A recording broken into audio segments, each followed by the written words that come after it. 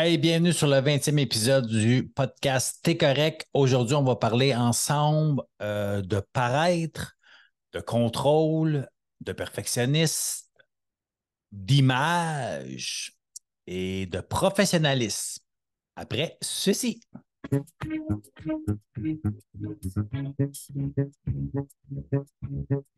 Everybody knows that the Bienvenue sur le devil podcast T'es correct pour ceux et celles qui veulent avoir une vie heureuse, joyeuse et libre de la dépendance à l'autonomie, qu'on puisse enfin se regarder dans le miroir et se dire T'es correct. Everybody knows the good guys lost. Everybody knows the fight is fixed. The poor stay poor.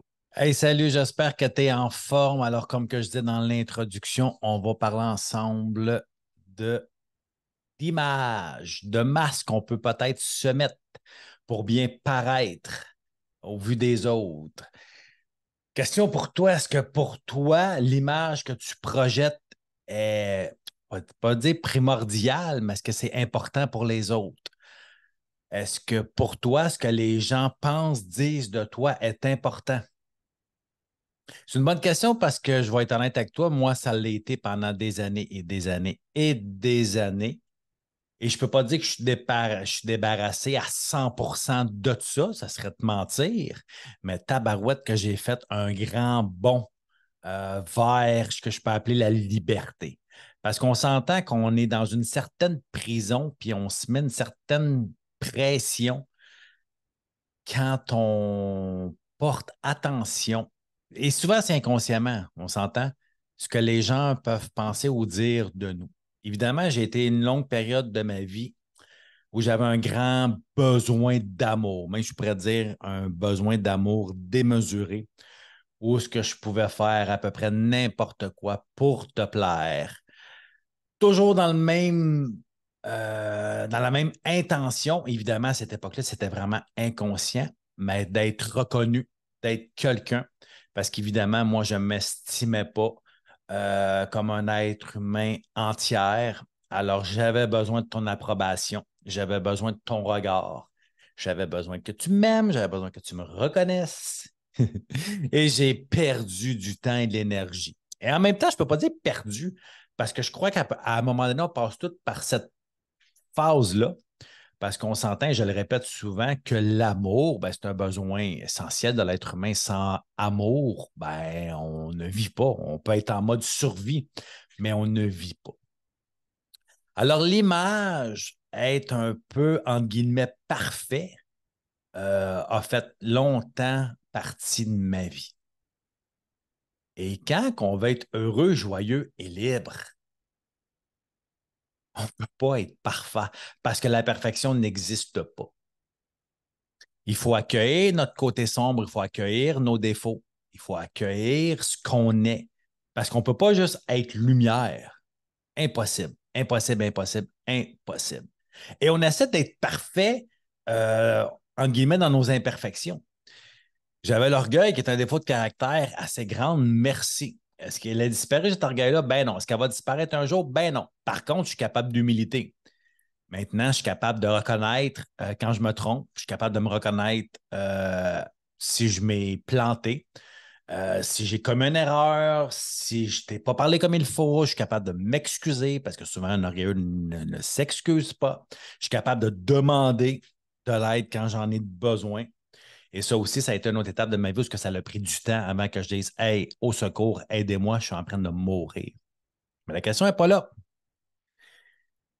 Parce que tu as beau de mettre un masque, tu as beau faire semblant que ça va bien, que c'est tout le temps, on va dire, le bonheur, mais c'est pas vrai pour personne. Tu sais, peu importe qui, avec qui je vais partager, que ce soit des professionnels, que ce soit des gens qui travaillent dans n'importe quel métier, mais des gens toujours qui sont en cheminement personnel, qui sont en croissance personnelle, qui veulent améliorer leur qualité de vie, ben, ça ne va jamais 100%. Ben non, ben non. Tu sais, on reste des êtres humains parfaitement imparfaits avec notre passé, avec nos blessures, avec ce qui s'est passé comme événement, circonstance dans notre vie. Oui, par contre, moi, j'ai pris conscience à un moment donné que ma façon à moi, ça ne fonctionnait pas, que j'avais besoin d'aide. que j'avais besoin d'identifier des choses, que j'avais besoin de faire un nettoyage intérieur, que j'avais besoin de prendre conscience, observer, transformer, réparer mes blessures intérieures. Mais ça ne fait pas de moi quelqu'un de parfait. Et ça ne fait pas quelqu'un de moi, je suis rendu. Tu sais, si quelqu'un dans ton entourage te dit, ah ben moi, je suis rendu, moi, la clé du bonheur, moi, je l'ai ouvert, puis c'est le bonheur tout le temps, c'est un menteur ou une menteuse. C'est impossible. Par contre, d'être plus heureux, joyeux et libre qu'avant, ça oui, ça j'y crois. Pourquoi? Parce que je le suis aujourd'hui. Si je regarde dans la raide où je suis parti à où ce que je suis aujourd'hui, ben ouais. Et tu sais, le côté professionnalisme a beaucoup, beaucoup, beaucoup changé. Moi, je me souviens quand j'ai commencé à travailler en relation d'aide, il y a 15 ans, puis qu'on faisait des prestations, des conférences, quand on ouvrait les sessions plan de match, évidemment, à cette époque-là, j'étais avec mon père et c'était hyper important qu'on soit super bien habillé, la chemise, ci, ça. Et les temps ont changé. Et les temps ont changé. Et moi, je me suis jamais défini avec la chemise et tout ça. Oui, j'en ai porté pendant longtemps. Oui, je trouve qu'on pourrait dire que c'est beau, mais moi, aujourd'hui, je ne suis pas bien dans une chemise. Alors, je ne la remporte pas. Est-ce que ça fait de moi quelqu'un qui n'est pas professionnel? J'en doute. J'en doute. Parce que moi, je sais que dans mon domaine d'expertise, je suis professionnel. Je suis professionnel. Pourquoi? Parce que ça fait tant d'années que j'ai d'expérience. Et les années qui ont précédé cette expérience de mise en pratique, ben, je l'ai vécu. Je l'ai vécu.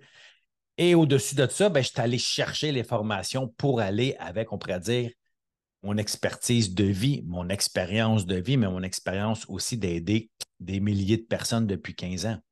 Et ça ne fait pas de moi le meilleur au monde. Oh non, pas pantoute. Mais ça fait de moi un meilleur être humain. Et au début, je ne l'ai pas fait pour toi, je l'ai fait pour moi. Parce que moi, ça m'a aidé à me sortir de l'enfer. Ça m'a aidé, on pourrait dire, d'atténuer mes démons intérieurs. Alors, le professionniste, c'est ça. Et pourquoi j'ai goût de te parler de ça aujourd'hui? Parce que l'image est encore hyper importante en 2023, évidemment. Mais maintenant, les connexions humaines vont bien plus que ce que je peux observer, voir, vont bien plus d'humain à humain et non de, on pourrait dire, quelqu'un de souffrant avec un professionnel. Tu sais, beaucoup de gens vont venir vers moi, vont venir me consulter, vont venir dans mes séminaires, vont acheter mes formations, puis ils vont me dire, ben moi, c'est parce que j'ai connecté avec toi. Pourquoi? Parce que tu es authentique. Je ne suis pas parfait. Non, loin de là. Parce qu'on s'entend que quand on veut être parfait, quand on veut être professionnel, quand on veut avoir une belle image, ben, c'est qu'on est dans le contrôle. Le contrôle de quoi? Ben, le contrôle de ce que les gens vont penser et dire de nous. Au lieu d'être juste dans notre vérité, dans notre authenticité, dans voilà ce que je suis. T'aimes ou t'aimes pas? T'aimes ou t'aimes pas? T'aimes, parfait, suis-moi. T'aimes pas? Ben, c'est correct aussi. Va suivre quelqu'un d'autre. Et c'est OK. Mais moi, j'ai besoin de ça, de connecter avec quelqu'un qui a sensiblement les mêmes valeurs, pas obligé de penser la même opinion, penser de la même façon. Mais j'étais longtemps dans mon passé à être un peu caméléon. Pourquoi? Pas besoin de plaire à tout le monde. Puis vu que je suis en relation d'aide, il faut tout le temps que je sois parfait. C'est de la merde. Excusez-moi l'expression, mais c'est de la foutaise. Tu sais, je vais commettre une erreur, je vais dire quelque chose, je vais perdre patience à quelque part, puis le monde va me dire, hein, mais quelle réaction! Puis tu travailles en relation d'aide. Mais c'est quoi le rapport? C'est comme si un dentiste ne peut pas avoir mal aux dents à un moment donné.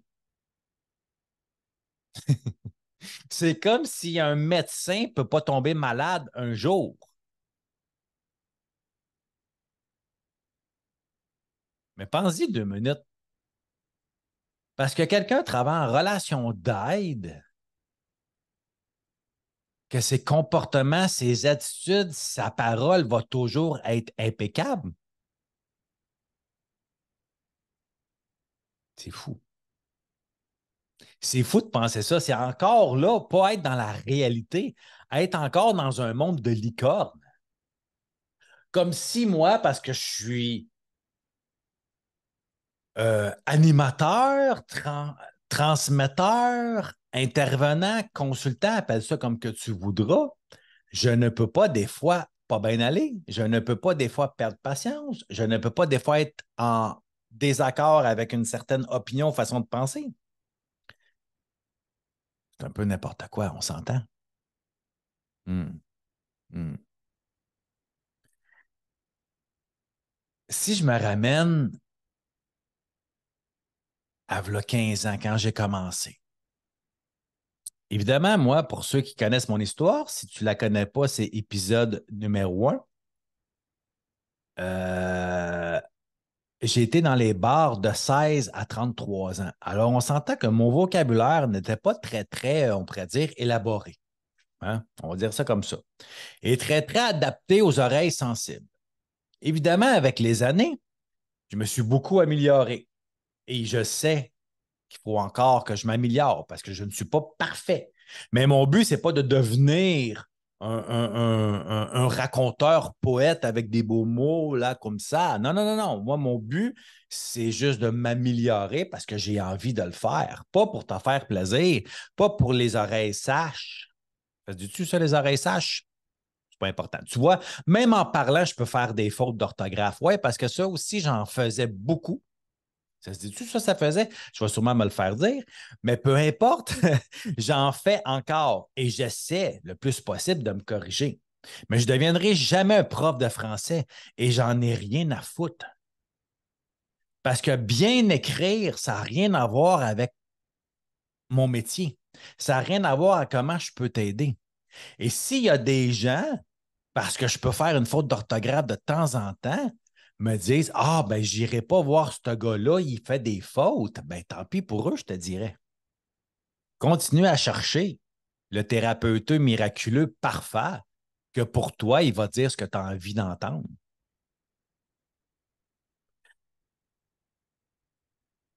Alors, pourquoi je te dis ça? Parce que je me suis levé ce matin avec ça et je me rappelais depuis mes débuts, depuis mon 15 ans de travailleur en relation d'aide, d'aider d'autres gens à améliorer leur qualité de vie.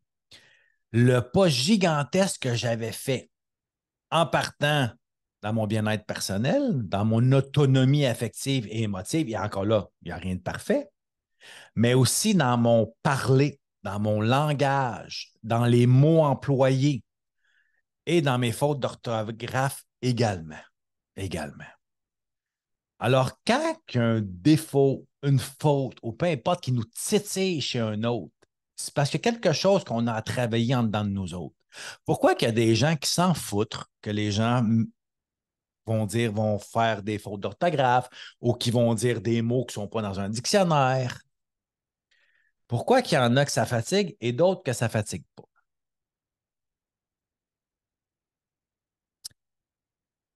Il y a un épisode que j'ai fait sur un saboteur, le deuxième saboteur sur les 9 que je vous ai partagé, qui est le maniaque.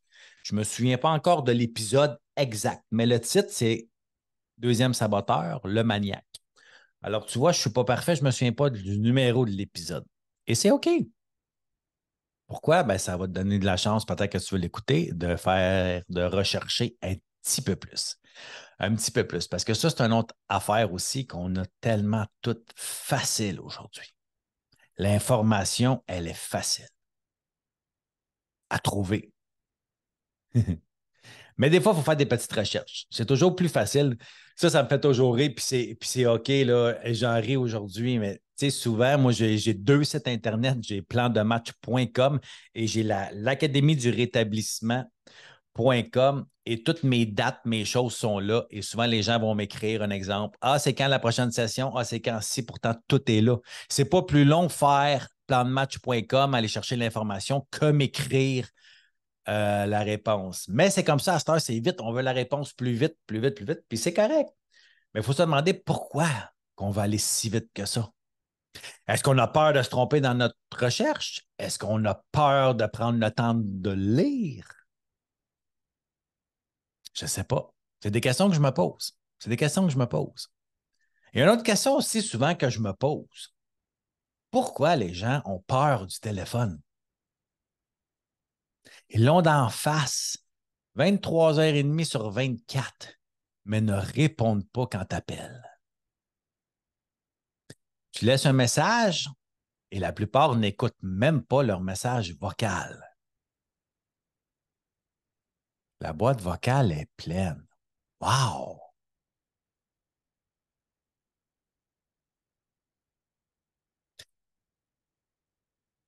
Voilà quand je vous dis que je n'ai pas toutes les réponses. Voilà pourquoi je n'ai pas la vérité infuse non plus. J'ai ma petite idée le pourquoi, puis sais-tu quoi? Pour pas blesser personne, parce que c'est pas ça mon but, je vais me garder un petit gêne, une petite réserve, parce que je vais continuer à observer, à voir, à questionner. Et à un moment donné, je vais vous revenir avec la réponse à cette question. Pourquoi les gens ont peur du téléphone? Pourquoi ils ont peur de répondre? Pourquoi ils ne rappellent pas quand on leur laisse des messages? Pourquoi souvent on ne peut même pas lui laisser des messages?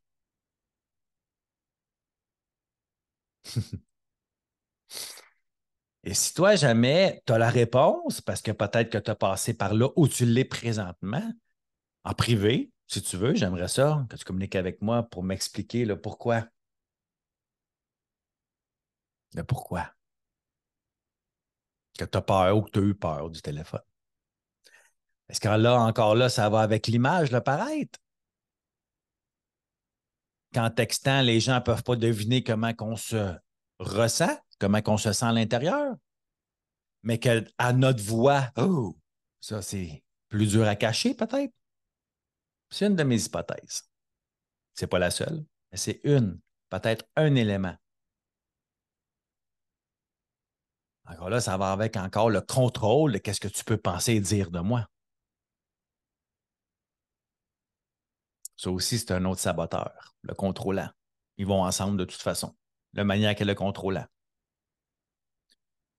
Parce que ceux qui corrigent les autres sans qu'ils le demandent, moi j'appelle ça, tu donnes l'heure sans qu'on te la demande. Aller corriger les fautes des autres. Arrange-toi pour ne pas faire les tiennes. Parce que moi, c'est facile d'avoir des fautes dans les comportements, dans les attitudes, dans les dires. Et si tu ne me le demandes pas, je ne te le dirai pas. Et savez-vous pourquoi que c'est facile pour moi de le voir? Parce que j'en fais. Mais oui, je suis encore là parfaitement imparfait. Et plus ça va, et plus je m'accueille, et plus je m'accepte dans cette imperfection-là, et plus j'ai l'impression de vivre, plus j'ai l'impression d'être libre, parce que je ne dépends pas et je n'ai plus besoin que tu m'aimes. C'est un gros bonus, c'est un gros plus. Pourquoi? Parce que plus ça va, plus j'apprends à m'aimer. Ben oui, pas juste mes bons coups, pas juste mes journées qui vont bien, mais j'apprends à aimer parfois ma souffrance, parfois mon sentiment de solitude, qui sont tous les deux de plus en plus rares. Mais c'est encore là. Ben oui, ça fait partie de la vie humaine. Comme j'ai dit au tout début, il n'y a rien de parfait. Et il n'y aura rien de parfait non plus. Et je ne veux pas en arriver là. Parce que si j'en arrive là, ça veut dire qu'un jour, je vais être comme rendu. Je n'ai pas envie d'être rendu. J'ai envie de continuer à m'améliorer en tant qu'être humain. Ouais. Alors, c'est ça. Aujourd'hui, j'avais envie de vous parler un peu de ça. Pour toi, l'image, est-ce que c'est encore important? Ce que le monde pense ou dit de toi, est-ce que c'est encore important? N'oublie pas une chose, mon ami. Peu importe ce que tu choisis, n'oublie pas de te dire que tu es correct. Salut!